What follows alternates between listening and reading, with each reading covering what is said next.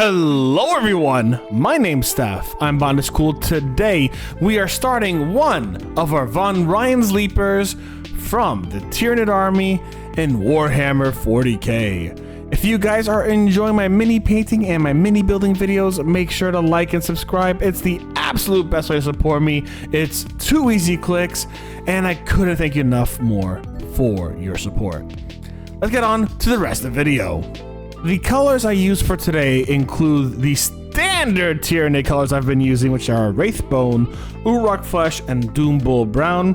However, I did use a little bit of Abaddon Black, Nuln Oil, I used a little bit of Seraphim Sepia, and for the first time, Reichland Flesh Shade. All these paints are from Citadel, and I wanted to use the Reichland Flesh Shade for a specific part of the mini that was supposed to be more bloody and fleshy rather than bony and carapacey, which is the top part of their little praying mantis claw things, or rather the inside part. It feels like folded, like where your bicep would be if it was the opposite way. You know, you get what the part I'm talking about? It's that really weird part that's just below the claw, but yeah, where the equivalent of their bicep would be. That's what I used it for, and honestly, it looked pretty good. In fact, I'm gonna say it like this: this mini ended up having a lot of cool little features that I really enjoyed about it.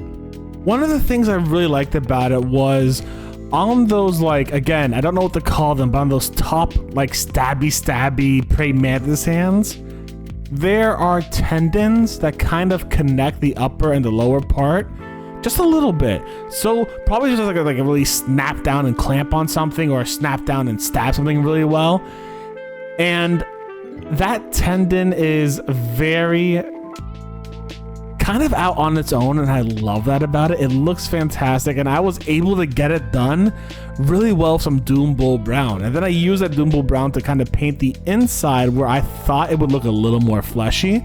That color actually changed a few times from the Wraithbone to the Uruk Flesh, and then to this red fleshy bit, which I actually like that red a lot more. So that's something I really like about it. Another thing that I like about it too is those open parts all around the feet and the knees and the elbows are a lot more exposed than they were on the Termagants, which means a lot more Doombull Brown is getting through, and later on Glistening Blood's gonna be getting through, and I'm really happy about that. And the armor isn't as all-encompassing as the last ones, but it still is very prominent. That chitin-like bone structures on its back, on its chest, its knees, and it's obviously a stabbies up on the top. They look great, and honestly, I quite like them. I did put a little bit more of the sepia shade on it, and it looks even better than the other ones did. The other ones looked great, but I realized I really watered them down comparatively. If I didn't water them down, I'd have this darker, bonier color. And I like this darker, bonier color a lot more than I do the normal Termagants, which kind of have a brownish glaze over it, but it's not as bony, dark, and all that stuff that I've already been kind of mentioning. So we'll have to work with that, but still, I'm very happy with how this color ended up turning up. And all these little details. The mouth is a little freaky, which is great. I love it. But at the same time, the eyes are also really cool. There's 3 eyes on each side, which is really cool. It's hard to see one of them. But again, this is a really cool mini with a lot of really small details that I really appreciate. And it just looks really good. So I don't know how to actually play the game. I'll be perfectly blunt with you guys. I played 1 or 2 rounds before. However, I never really memorized it. I do know there are command points. I do know that there's a shooting phase and a charge phase and then an attack phase and yada yada yada. But I forget all the orders and stuff. And these guys are very clearly meant to. His arm fell off. Oh no, his arm fell off. I've decided to keep that in the fucking recording because his arm was falling off actually a lot when I was painting him, and I'm going to have to glue that back in.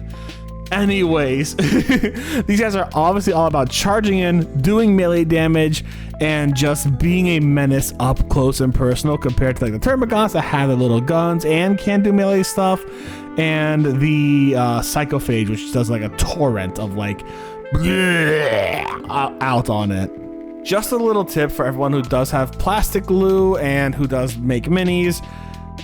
Make sure you absolutely double or triple bag your plastic glue. It's the best way to keep those fumes from giving you headaches whenever you're just kind of like hanging out, and I can smell it from like literally a room or two away. So I always have it in 3 different bags. I have one small bag, another small bag, and then like a big bag around that, because I don't want to smell that at all. And I put it in a cabinet in my best ventilated room where I live. And that's about it. I don't touch it. I don't open the cabinet that often. It's there, and that's it. I don't want to deal with it. It's, oh god, I already have a headache just from like gluing this little piece together. And I mean, it's plastic glue. Y'all know it gives you headaches like no tomorrow. So yeah, be safe with plastic glue. Anyways, he's looking great now and not falling apart, which is fantastic. Here are my next plans for him. I am definitely going to be doing some edge highlighting. Going to get a lot of these corners, get them all done nice and well, and continue practicing my edge highlighting. I think it's going to look fantastic after that. I am going to be very proud of it. We're still going to use the same format of edge highlighting that we did with the Tyranids, and the Termagant specifically, which is just to do 1 layer of the base color after we had already like washed it, and do a layer of the base color but brighter, mixed with horror blue for the Urok flesh, and then mix with matte white for the actual Wraithbone, make it pop out a bit more. Overall, it's going to be a very fun and interesting way to do it. There are some like very tight corners I will have to kind of like get ready to like practice to get around and what have you.